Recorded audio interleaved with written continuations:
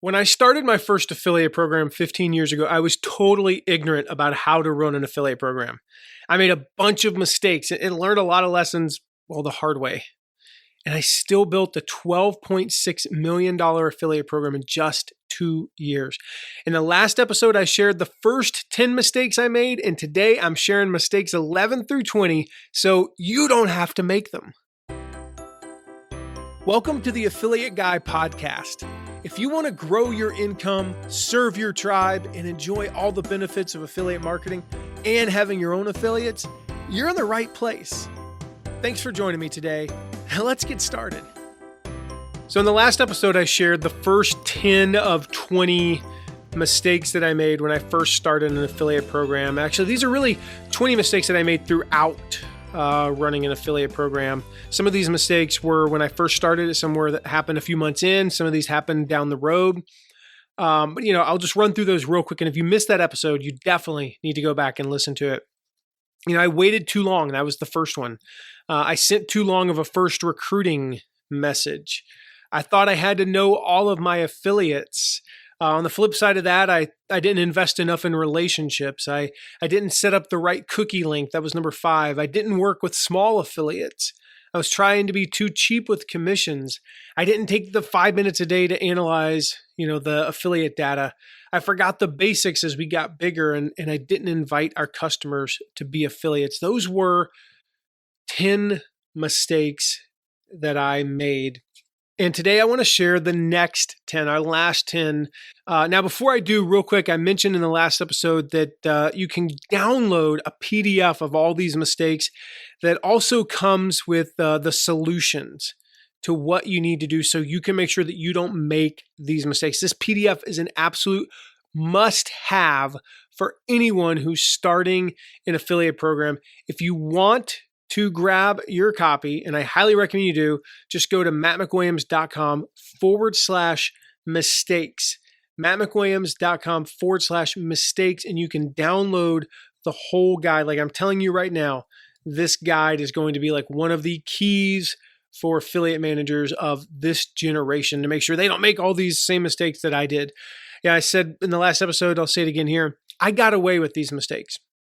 I made these mistakes in 2005, 2006, 2007, when you could get away with these mistakes and still build a, more than a $10 million affiliate program. That it worked for me. It's one of those things where it's not one of the, it's like, well, it worked for me, but it didn't work for you. It won't work for you. It really is. It really is one of those things. Like I would not recommend doing what I did at that time. I learned through a lot of trial and error and through screwing up a lot of stuff how to do this right. It took me 2, 3, 4 years just to figure out how to be decent. I wasn't affiliate manager of the year until 2010. I won that award in 2010, 5 years after I started. That's how long it took me to get really good at this stuff. And truthfully, I don't think I peaked. I don't think I peaked until about 2017 or 18. Like I'm not saying I peaked and I've gone down. The reality is there's only so much I can do to get better now. I'm really good at this stuff. Admittedly, this is my thing. And but it took me like over 10 years just to be able to get to that point. You don't have to wait that long.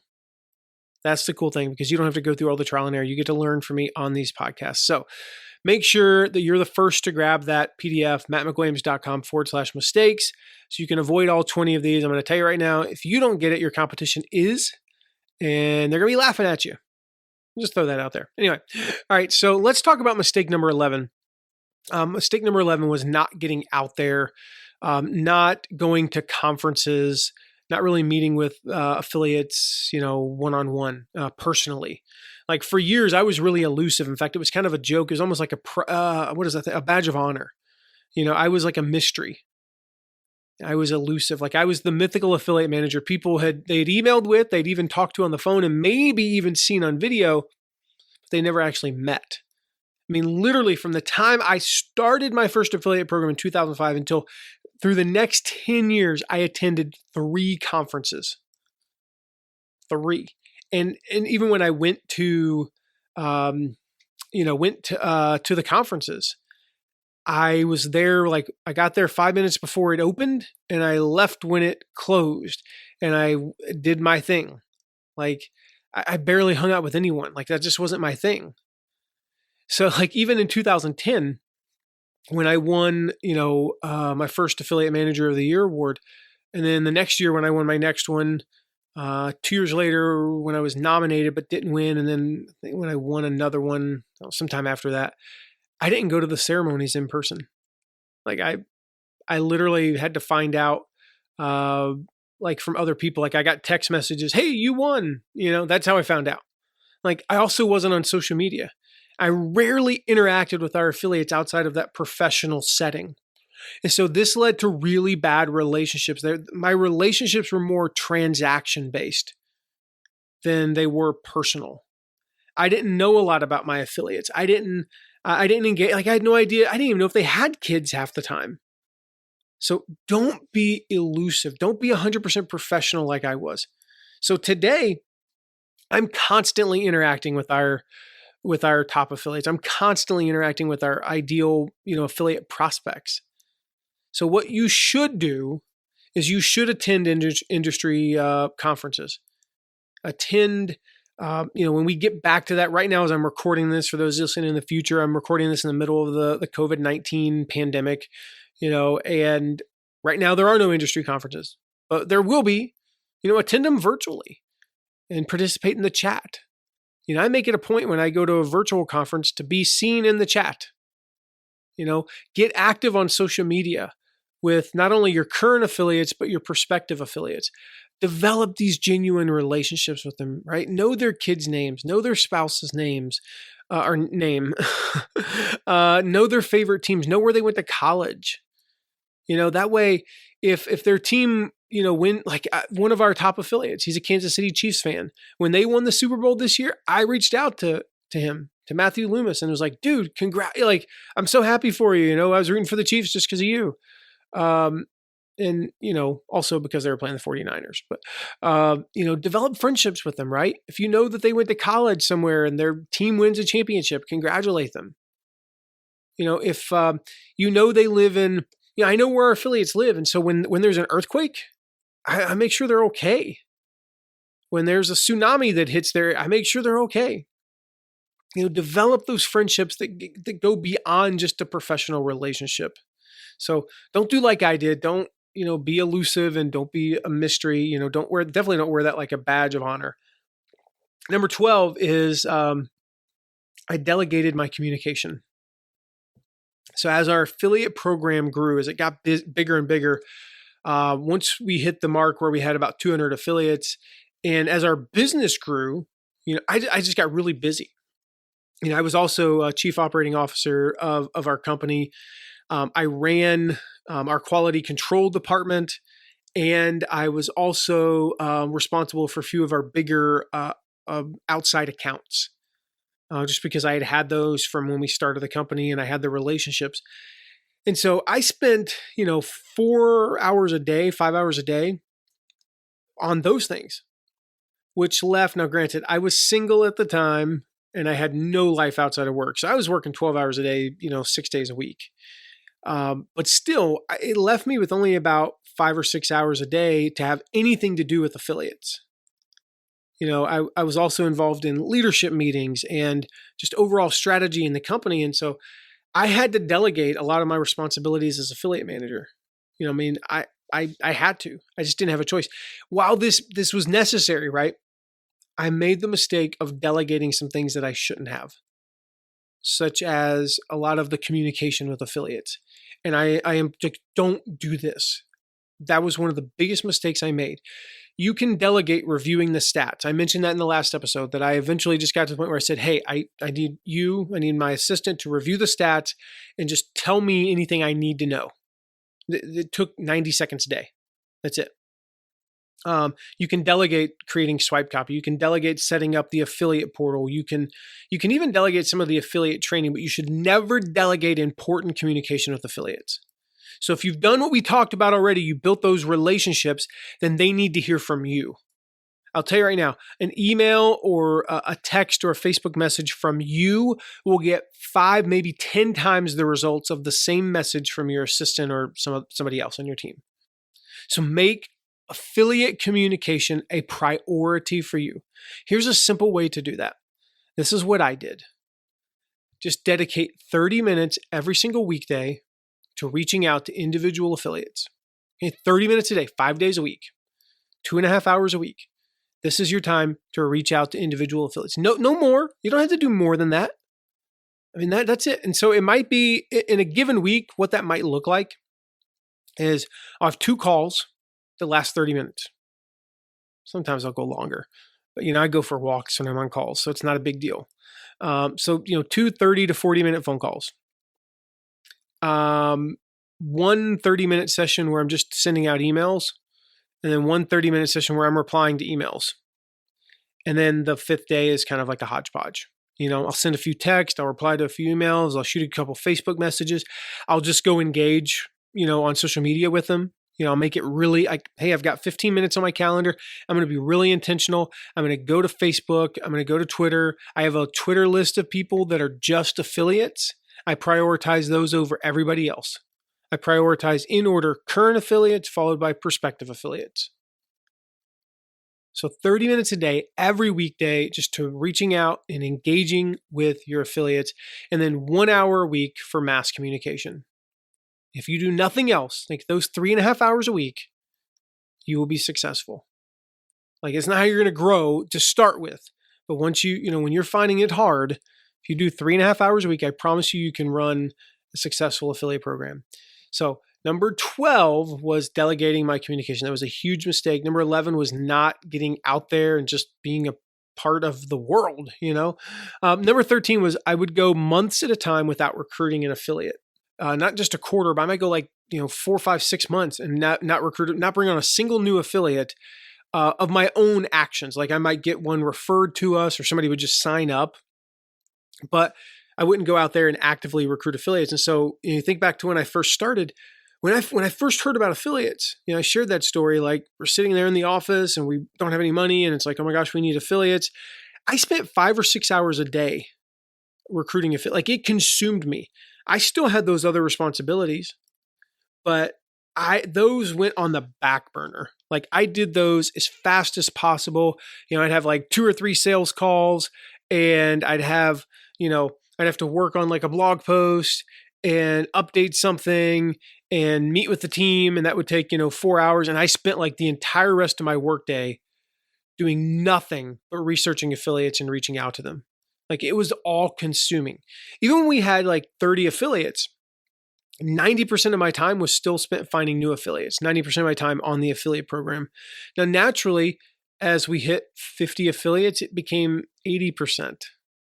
And then as we hit 100 affiliates, it became 70%. And as we hit 200, I basically was recruiting almost none.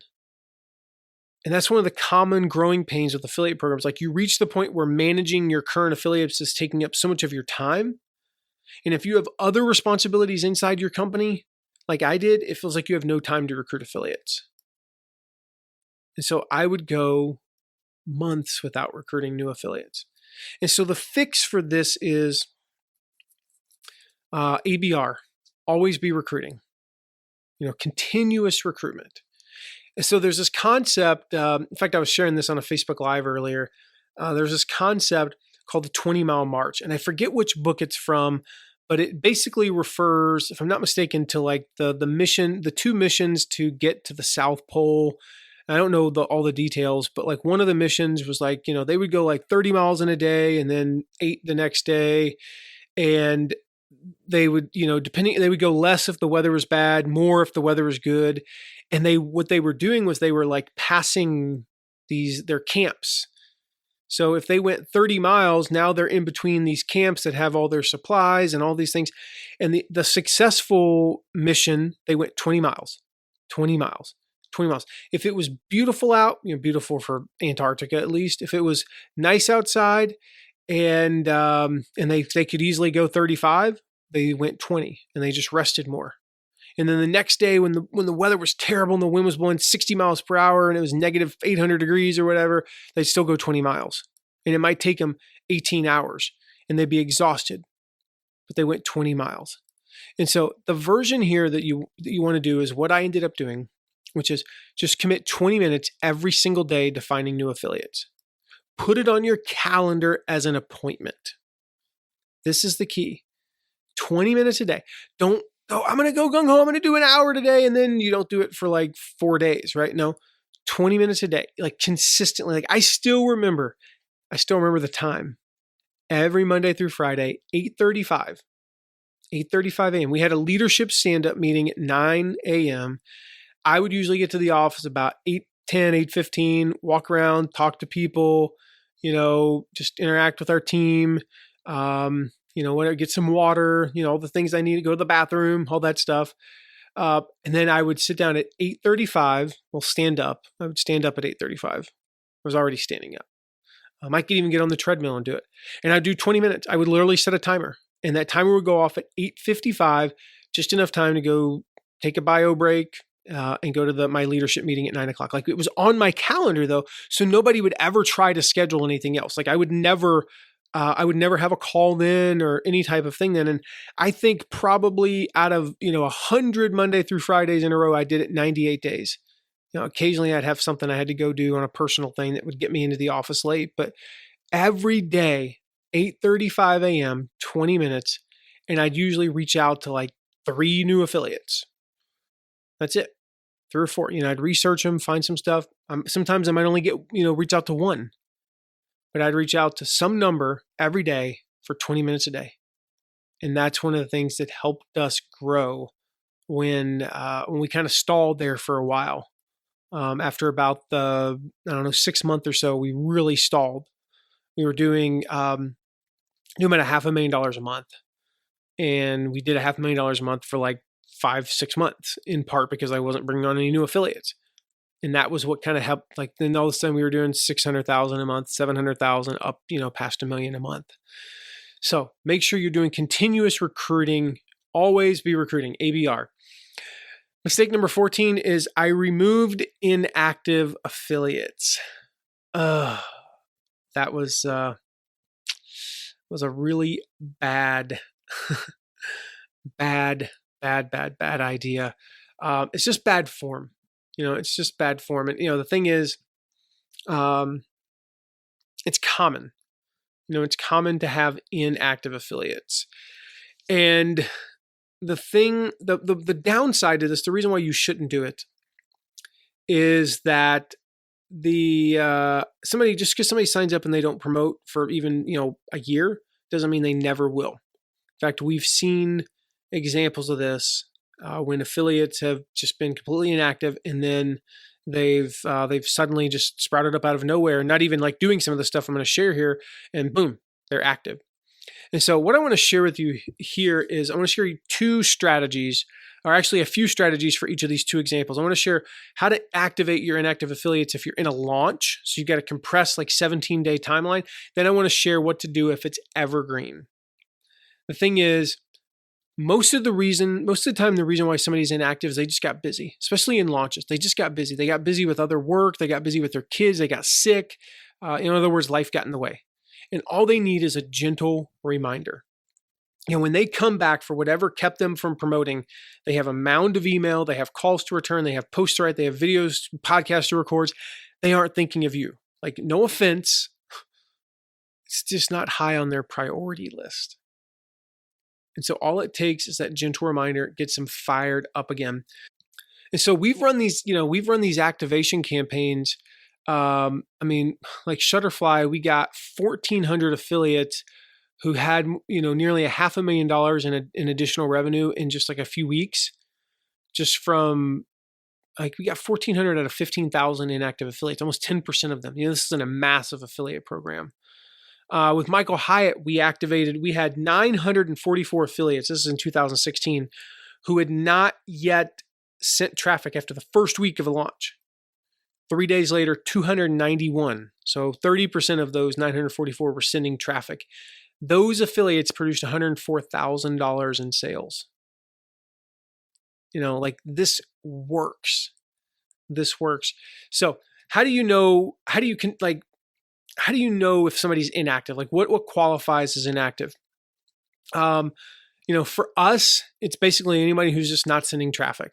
Now, we usually set the threshold at 3 clicks, 4 clicks. Like, we're not looking for the people who are sending just a couple of clicks a month. That's probably just that they have small traffic. They have a tiny blog that gets barely any visitors, and okay, that's fine. But we want to look at like around 3 because maybe they tested their link, and so we typically want to go about 3. We'll do 3. And so what we'll do in a launch, again, this is in a launch like a product launch formula style launch. It lasts like 14 to 21 days. The average time is 17.2 days. Typically, we'll reach out right after PLC 2. So right after the pre-launch content. And again, if you run an evergreen, affiliate program, I'm going to share that in just a moment.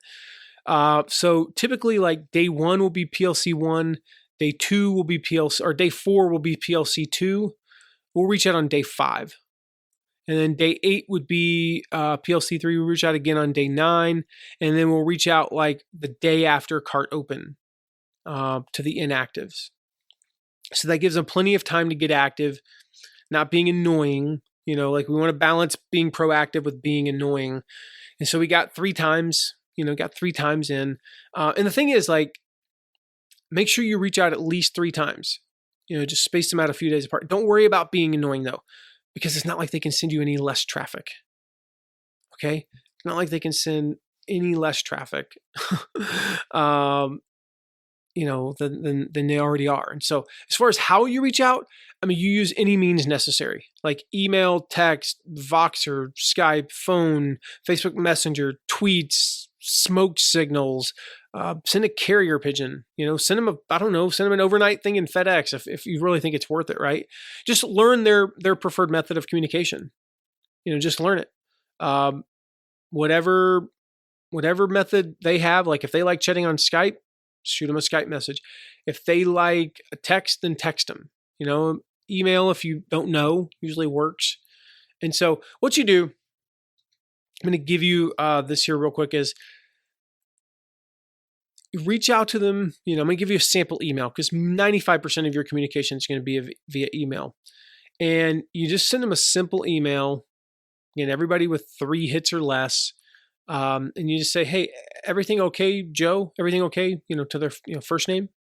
And then just say, hey, hey, Joe, just making sure everything is okay. I had you down to support such and such, but I haven't seen any activity yet.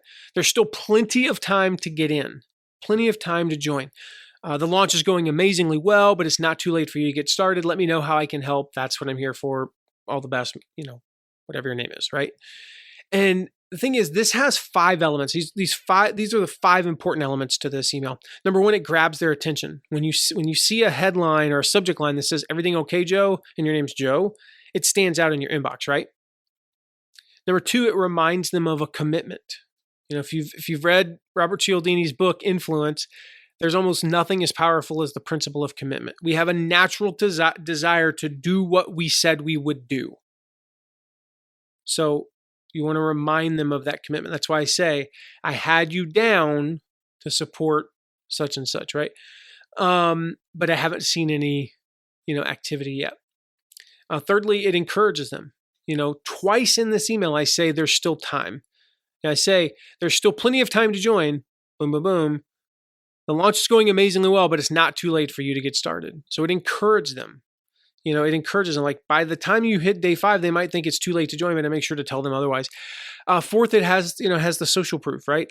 People want to be a part of something successful. And so I make sure to point out that things are going great and I want them to be a part of it. And then fifth, it offers them help. Like it offers, you're here to answer questions. You're here to hold their hand.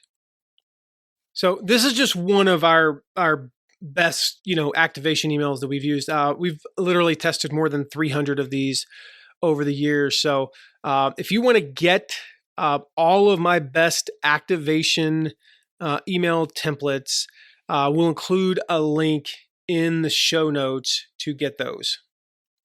So what about evergreen programs? If you have an evergreen program, why are affiliates inactive and what can you do about it? So I'm going to just share a few reasons real quick. Why would somebody be inactive? And it's important to understand the exact reason, is that's going to determine the best approach to take to activate with them. Reason number 1 is they just signed up on a whim. This happens a lot, right? Like person A sees person B promoting something, they sign up and then they realize like it's not a good fit for my audience. I don't have an idea. I don't know how to promote this, or I don't have time, right? With this group, there's not much you can do. If you find someone just mistakenly signed up, just remove them and move on. Like that is the right thing to do in this situation. Number 2 is they're promoting a competitor. Now, this one hurts. Like the reality is no matter how awesome your product is, how great the commissions are, like sometimes people are going to go promote something else. There's only really a few reasons why somebody would do this. The new offer converts better, the new offer pays better, the new offer has better tools for their affiliates, or there's a promise of a reciprocal promotion, where they say, they're gonna promote me, and if you think about it, if I can make $10,000 promoting you, or $10,000 promoting them, or even $9,000 promoting them, or even $8,000 promoting them, and they're going to promote me, I mean, let's just say I make $2,000 less promoting them, and they promote me, and I make $10,000. Well, then I have $18,000, instead of 10. So, it's it's important to understand why they switched to the competition, though. And so you want to find out these things. You want to find out these things. Number 3 is they might have gone out of business. Again, there's not much you can do here. The 4th reason is they don't know how to promote. Sometimes that's they just don't know what to do. And your job is to help them. Your job is to help your affiliate succeed. So you got to do all the things that we've been talking about, like hosting training webinars, recording videos, getting on calls with them, creating promo, the commitment plans that we talked about, right? That's your job, is to help your affiliates. And then the 5th reason a lot of times we find is, they're going to get around to it later. Now there's 2 types of get around to it later affiliates. Just like there's 2 types of get around to it later people. Type 1, which accounts for 0.13% probably of, is they truly have it on their calendar in the future. In fact, they're like, let me take a look at my promo calendar. Yep, it's, I've got you on my calendar for September 7th through 12th. The second type of person, which is 99.8 whatever percent, 87%, is they're never going to get a quote unquote get around to it unless you give them a nudge. And if you remember what I said about launches, usually all it takes is a gentle reminder, and they're never going to, they're never going to take action unless you give them that nudge. So give them that nudge, reach out with that, that email, grab these activation templates. Now, if going back to the one where they're promoting a competitor, if the issue is about conversions, then you need to find out what the competition is doing to beat you. So help them optimize their campaigns to convert better. Work on your sales funnel, get your conversions up, right? If the issue is like the affiliate tools, while they're promoting the other person because they have better graphics, they have better copy, they have better tracking, then fix those things, right? Get them what they need and tell them that you listened. Tell them that you listened. If the issue is a commission structure, we talked about this in the last episode. If you want to check out the video about how to, structure your commissions, I'll put a link in the show notes to that video again. If you're just being cheap and someone else is beating you, stop being cheap. Simple as that. If the problem is that you can't do a reciprocal promotion, because that's what they, hey, they promised doing a reciprocal promotion, then maybe reconsider your stance. It might be worth promoting them to keep them. Consider other alternatives, like, for example, if you can't promote them, but you can get somebody else to, and you can kind of do like a 3-way, I'll promote you if you promote them and they promote you, that kind of thing, that might work. Consider promoting them without actually promoting them to your entire list. I can't promote them. Like, first of all, my list is like 4 times bigger. Okay, how about I promote it to a segment of my list? How about I promote it to just my buyers? If it's not a good fit, how about I just go spend $3,000 on ads and send them, a bunch of really good qualified traffic? I can do that. I can go run ads. Yeah, I'll go spend $3,000. I'll make $5,000 in commissions. Well, first of all, that's a moneymaker, and you get to keep them as an affiliate. So consider some of those alternatives so you don't lose these affiliates. Now, I went really into depth into that one, about how to not remove inactive affiliates. You want to re-engage them. It's so important. That's where a lot of your money is going to be made. All right, back on track here with number 15. I did not create individual affiliate plans. And I just talked really in depth about this on a Facebook Live that, based on when this podcast is going live, we would have done the Facebook Live the day before. So yesterday, when you're listening to this, it would have been, it was on Thursday, May 21st, 2020, in the middle of the pandemic. Like we talked about this, so I'm not going to go super in depth here, but if you want to get a template of how to do this, these promo plans, even though we call them commitment plans, and that's a whole another thing, go watch the Facebook Live. I'll include a link to it. It's mattmcwilliams.com/May, as in the month of May, mattmcwilliams.com/May 21. But not creating these individual affiliate plans, really kept us from growing. It was a huge mistake. So go check out the Facebook Live. I share 7 ways to make sure that your affiliates go all in, that they commit to promoting you. And one of the big ones, the very first one I share, is creating those individual affiliate plans. So I'll encourage you to go see that, and you can get a walkthrough of how we do that. Mistake number 16 was not giving affiliates specific promotional strategies. Now, this kind of ties into the last one, but it basically was we offered a one size fits all, promotional strategy. And that's not the way to do it. Like every affiliate has their own stuff going on. They have their own calendar, their own, just because you're releasing video 1 on Tuesday doesn't mean they're going to mail about it on Tuesday. Is there a way for them to mail about it on Monday to give their audience early access, because they can't mail on Tuesday or Wednesday and they don't want to wait till Thursday? So what can you do for them? See what you can do for them. Can you offer them an exclusive coupon? Can you offer them an exclusive bonus or exclusive access, exclusive images even? We'll talk about more about that in the creatives that we'll talk about in a moment. What about exclusive messaging? Is there something that you can offer them that's specific to them? Can you do this for all your affiliates? Of course not. Can you do it for your top 10 or 20 or 30 even? Of course you can.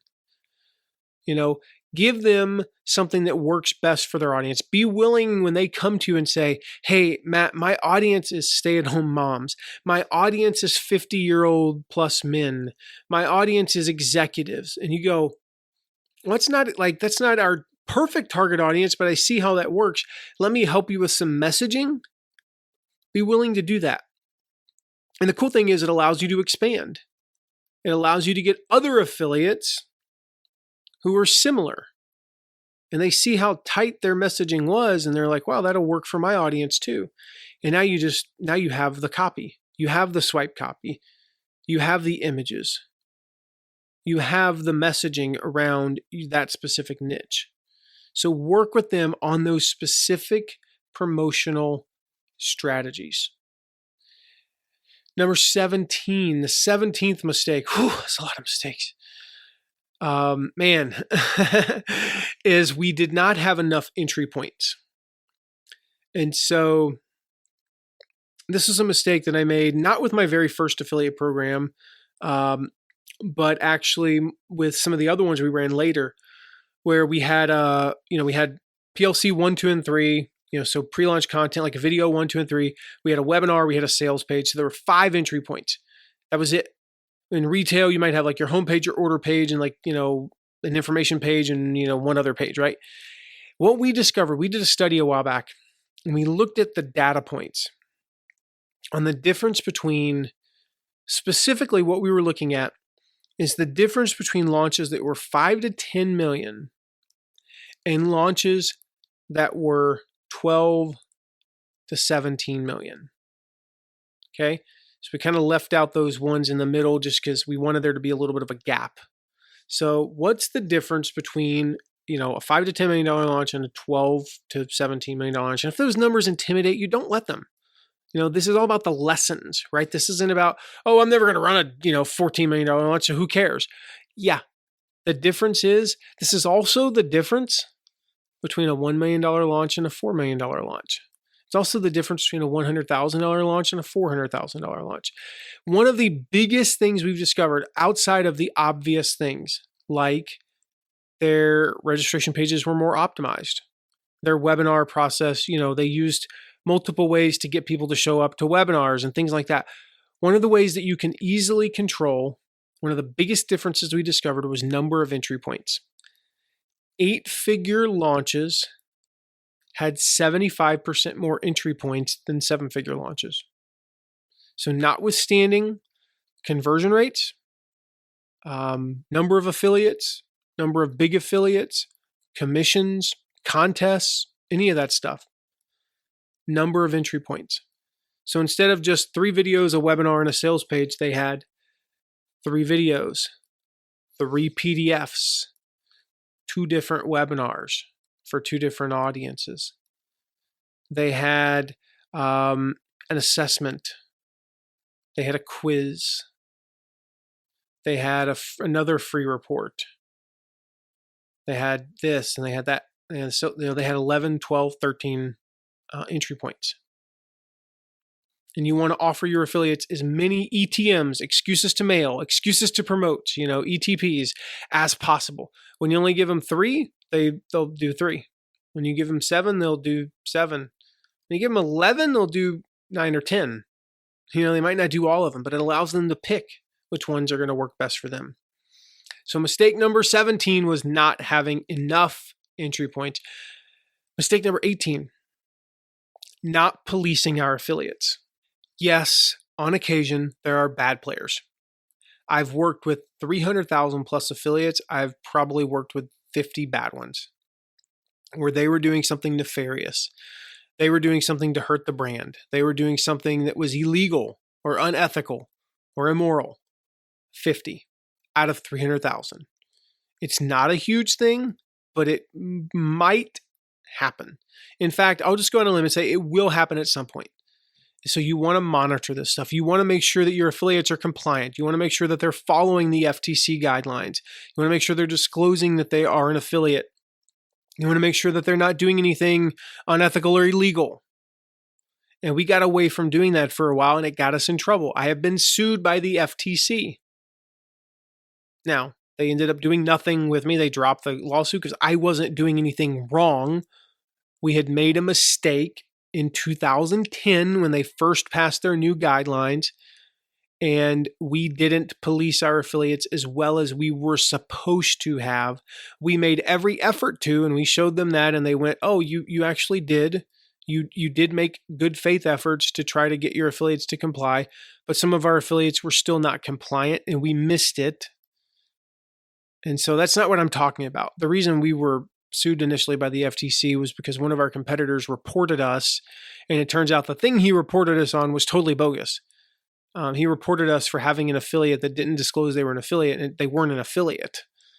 They were just promoting us,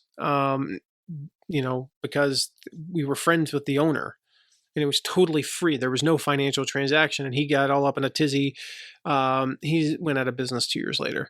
But anyway, so no, I mean, not that I'm like rubbing that in or anything. But no, he reported us, and when the FTC investigated it, they also found that we had some affiliates who weren't reporting, weren't disclosing. So make sure you're policing your affiliates. Make sure you're keeping track of those things. This is not something that should take more than 5 or 10 minutes a week at the most. Okay. It's also just good business to be on their list, not just to police them, just to, like, one of my favorite things to do is to get an email from an affiliate that's promoting me and then respond to that, send it to their personal email, send it to their Gmail, and be like, dude, this email is awesome. Keep it up. That's it. That little bit of encouragement could be worth thousands or tens of thousands of dollars to us. Little thing, right? But I'm not going to get that email if I'm not on their email list. So mistake number 18, though, is not policing your affiliates. Mistake number 19 is not providing the right creatives. You cannot just give affiliates a couple of pieces of swipe copy. You cannot. I mean, email is important. So you want, check out my guide to creating great email swipe copy. We'll link to that in the show notes. But not only do you want just some swipe copy, you want different versions of swipe copy for different audiences, as we talked about. You want a short version of swipe copy and a long version of swipe copy. You want text links. You want banners. You want social media creatives for all the major channels, which is constantly changing. You want coupon creatives if you have coupons. You want social media text. You want headshots. You want action shots. Like if you have if you're the product creator, you want some headshots of you. You want some action shots of you doing. You want some videos, right? All those things. So make sure you're providing the right creatives. Don't get lazy on this. Give them a lot of options so they have what they need. I love it when it takes me an extra 3 minutes to find something because they gave me like 37 options. I love that as an affiliate. So mistake number 19, not providing the right creatives. And lastly, but not leastly, I made that up, whatever. Not communicating with our affiliates between launches.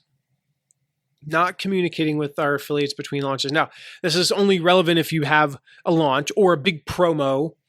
Let's just say maybe you don't have launch. You have an evergreen program, but you do, you do like a big discount every quarter, or you do like a big bonus every quarter.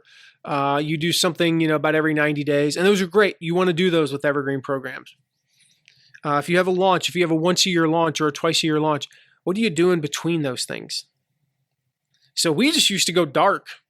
We wouldn't communicate at all, like dumb. And they just forget who. Like and then we come out like 4 months later and be like, "Hey, you're gonna promote us again?" No, I've moved on. So keep in touch with them. One of the best ways to do that is just like every couple of weeks, send them something. Send them an update. Send them money, send them their commissions. So when you send your commissions, make sure you include a note that says, hey, reminder, our next upcoming promotion is boom, boom, boom. Are you in? Send them an email once every 2 to 3 weeks. Post in the affiliates group and on Facebook once every couple of weeks. Just post a quick video. So if you do a once a year launch that lasts, 2 weeks, the 4 weeks before that are pretty self-explanatory. You're going to warm them up and, we won't go into that. What do you do the other 46 weeks of the year? What I recommend is about 2 weeks after the launch ends, you post and share some testimonials, and do it again about 4 weeks after and about 6 weeks after. Just share the amazing results people are getting. So that's 6 weeks right there. What do the other 40 weeks look like? Well, about every 8 weeks, about 5 times in those 40 weeks, I would do something like that. I would send, I'd send an email, post in the Facebook group, sharing a story from people who are using the product or, have gone through the course. Those are great ways to keep in touch with your affiliates. I would constantly remind them of the dates of your next upcoming launch. I would send them behind the scenes. Like if you're re-recording the course, send them behind the scenes. Show them what it's like behind the scenes. Tell them about any changes you've made. I would, start reminding them of the dates and any promotional strategies you're going to use, and giving them early access to the affiliate portal and, promotional materials, creating those plans that we talked about. Like these are all things you can do throughout the year to keep in touch with them. Share a tip with them. Share an article you read or an article you wrote or a video you shot with a promotional strategy. Share something you learned promoting something as an affiliate. These are all things you can do to keep your affiliates engaged. So there you have it. All 20. Oh my gosh. Whew. I feel like I've screwed this up. All 20 mistakes that I feel like we've made. And we probably made a bunch more, but all the big ones that we've made over the years, but also what we've learned from and how to do it right. So I hope these 2 episodes have served you well. I hope they help you not make these mistakes and will help you to absolutely rock your affiliate program. That's what I'm most excited about. So I want to hear from you. Let me know how these episodes are helping you. Shoot me an email.